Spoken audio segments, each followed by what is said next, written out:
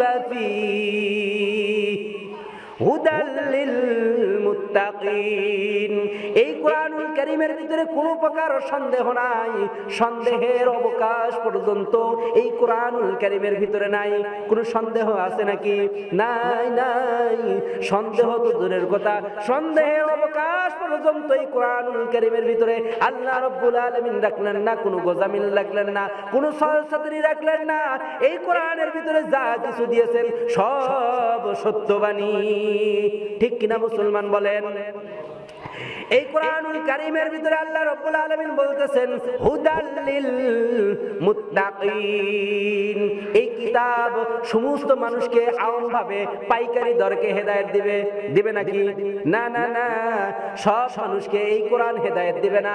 হুদাল লিল মুত্তাকিন সার্টিফাই করা হয়েছে যারা কেবল মুত্তাকি, যারা কেবল আল্লাহতে বিশ্বাসী, আল্লাহতে ভয় করে, আল্লাহকে শ্রদ্ধা করে, ওই মুত্তাকি যারা, তাদেরকেই কেবলমাত্র এই কোরআন হেদায়েত দেবে, হেদায়েতের পথ দেখিয়ে দেবে। আবু জেহেলের হেদায়েত হয়েছে, উতবা, সাইবা, মুগিরা পাইছে। যেহেতু তারা হেদায়েত পায়নি, বোঝা গেল কোরআনুল কারীম সকল মানুষের হেদায়েতের জন্য গাইডলাইন নয়। কেবলমাত্র যারা মুত্তাকি, আল্লাহ ভীরু, তাদের জন্যই এই কোরআনুল কারীম হিদায়াতের বাণী, হিদায়াতের কিতাব। ঠিক কিনা মুসলমান? তাহলে আমাদের হিদায়াত পাওয়ার জন্য কি হওয়া দরকার? মুত্তাকি হওয়া দরকার। কি হওয়া দরকার? আমরা সকলে রাজি আছি তো ইনশাআল্লাহ? সকলে মুত্তাকি হব তো ইনশাআল্লাহ? আল্লাহ রাব্বুল আলামিন বলতেছেন ইযহাব ইলা ফিরআউন। ইযহাব মানে হলো যাও, আমরের সিগা। ইলা মানে হলো দিকে, ফিরআউন মানে ফিরআউন, ফিরআউনের দিকে যাও। মুসা আলাইহিস সালামকে যখন আল্লাহ রাব্বুল আলামিন ফিরআউনের কাছে যাইতে বললেন, সঙ্গে সঙ্গে মুসা আলাইহিস সালাম রওনা দিলেন। কোরআনুল কারীম থেকে বলতেছি, কোনো সন্দেহ আছে নাকি? আল্লাহ রাব্বুল আলামিন যেহেতু বলেছেন যালিকাল কিতাব, এটা এমনই কি একটা কিতাব, লা রাইবা ফীহি লা শাক্কা ফীহি, এই কিতাবের ভিতরে কোনো সন্দেহ নাই, সন্দেহের অবকাশ নাই। সুতরাং আল্লাহ রাব্বুল আলামিন যেই কোরআনুল কারীমের ভিতরে আলোচনা করতেছেন, এই আলোচনাগুলো সব 100% সত্য। ঠিক কিনা মুসলমান? ওই কোরআনুল কারীমের ভিতরে আল্লাহ রাব্বুল আলামিন মুসা আলাইহিস সালামকে অর্ডার করলেন, তুমি ফিরআউনের দিকে যাও। মুসা আলাইহিস সালাম সঙ্গে সঙ্গে রওনা দিলেন, ফিরআউনের দিকে যাচ্ছেন। কিছু দূর যাওয়ার পরে হঠাৎ ব্রেক করলেন, আচমকা থমকে দাঁড়ালেন। কি করলেন? ব্রেক করলেন। ব্রেক করার দরকার আছে না নাই? আমাদের ভিতরেও তো ব্রেক থাকা দরকার। আমরা হলাম তালের মুসলমান। কি মুসলমান? তালের মুসলমান। যে বলে আয় রে তার সাথে যাই রে, বোঝা শোনা নাই রে, এমন মুসলমান আমাদের ভিতরে আছে না নাকি? কেউ যদি ডাকে আসো যাত্রার প্যান্ডেলের দিকে যাই, দৌড় দেয় যাত্রার প্যান্ডেলে। কেউ বলে আসো সিনেমা দেখতে যাই, দৌড় দেয় সিনেমার দিকে। এইরকম আবার যদি কিছু মুসলমান হাক্কানি রব্বানি আলেমে কুতুবি রব্বানি কোন মুসলমান যদি সুন্দর করে বুঝায় বলে আসো তাফসীর মাহফিলের দিকে যাই, কিছু মানুষ তাফসীর মাহফিলের দিকেও আসে। আসে কিনা? এদিকেও আসে, ওদিকেও আসে, ওদিকেও যায়।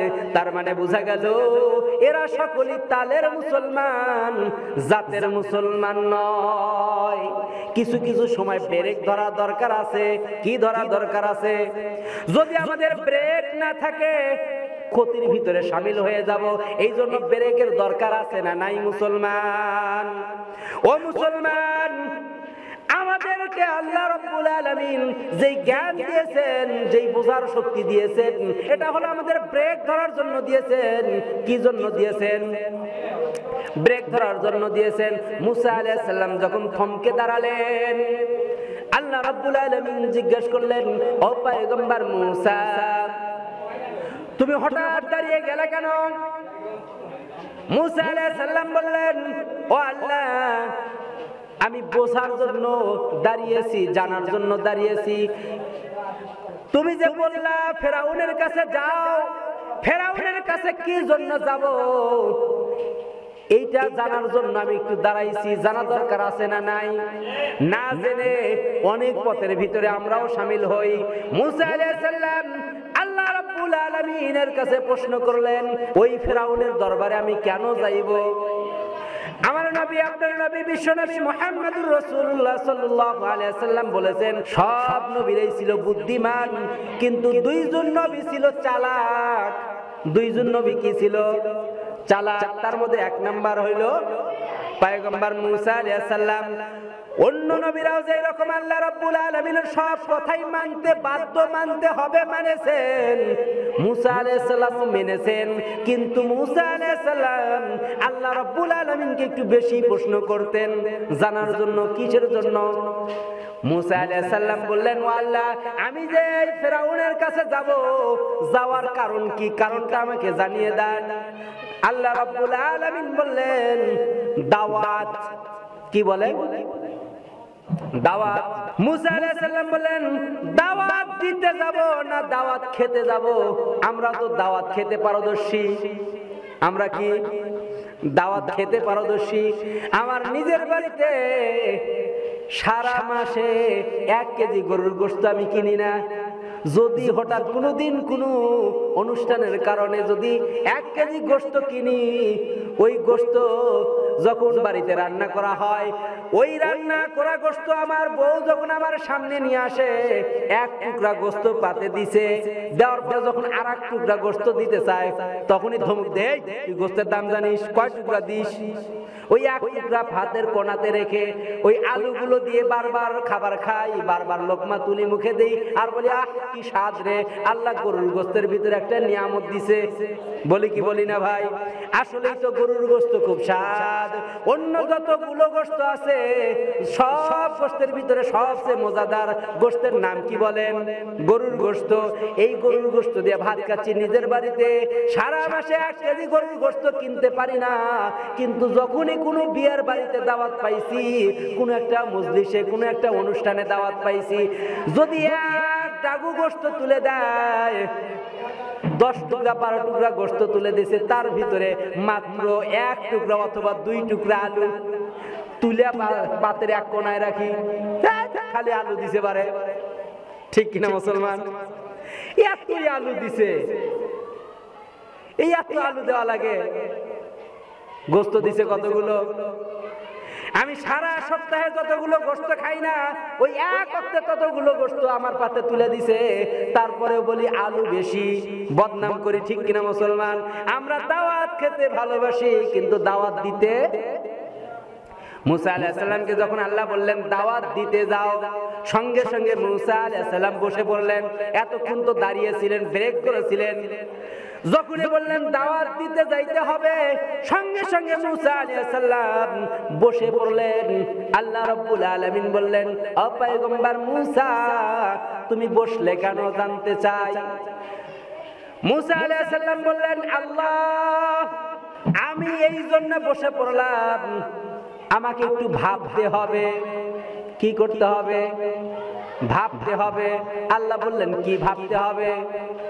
মুসা আলাইহিস সালাম বললেন, আল্লাহ, যেই ফেরাউনের কাছে তোমার দাওয়াত নিয়ে আমি যাইতেছি, ওই ফেরাউন যদি আমাকে জিজ্ঞেস করে, তুমি যেই আল্লাহর দাওয়াত নিয়ে আমার কাছে এসেছো, ওই আল্লাহ কত বড়?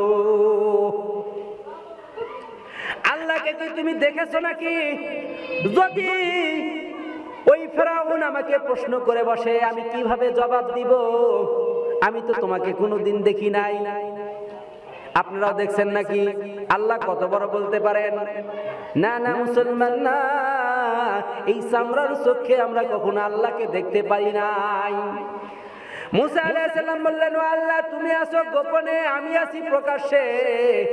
ওই ফেরাউনের দরবারে দাওয়াত দেওয়ার পরে ফেরাউন যদি মারটা দেয়, মার তো আমারই খাওয়া লাগবে, ব্যথা তো আমারই লাগবে, তোমার তো লাগবে না। এই জন্য একটু ভাবতে হবে। বলে, কি ভাববা? মুসা আলাইহিস সালাম বললেন, আল্লাহ, আমি দেখা জিনিসকে কারোর সামনে প্রকাশ করতে পারবো না। তুমি আল্লাহ কত বড়, তোমার শান মান মর্যাদা আমি নিজের চোখে দেখে তারপরে দাওয়াত দিতে চাই। সুবহানাল্লাহ বলেন।